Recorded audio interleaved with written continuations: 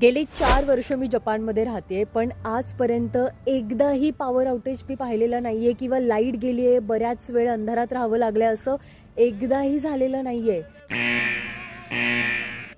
ज्या देशामध्ये रोज कुठे ना कुठेतरी भूकंप होतोय, त्या देशामध्ये वीज का बरं जात नाही?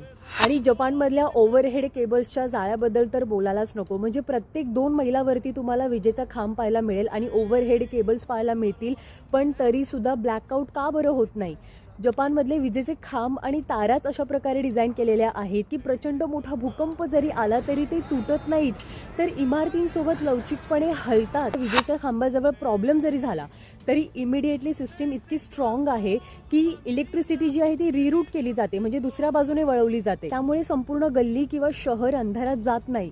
जपानमध्ये लोक सुद्धा सरकारला भरपूर मदत करतात. म्हणजे मी पहिल्यांदा ही गोष्ट पाहिली होती, उन्हाळ्यामध्ये जपान सरकारकडनं लोकांना सेत्सुदेन केलं जातं, म्हणजे वीज बचत करा याचं आवाहन केलं जातं आणि लोक खरोखरच प्रामाणिकपणे हे फॉलो करतात.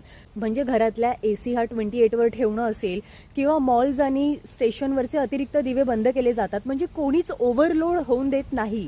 आणि जर समजा लाईट गेली तर ती आल्यानंतर ट्रान्सफॉर्मरवर लोड येऊ नये म्हणून घरचा मेन स्विच हा पहिला बंद करून ठेवणं हे त्यातलं सगळ्यात महत्त्वाचं काम आहे. तर ज्या देशामध्ये प्रशासन आणि नागरिक एकमेकांची जबाबदारी समजून चालतात, त्या देशामध्ये अंधारच होणार नाही.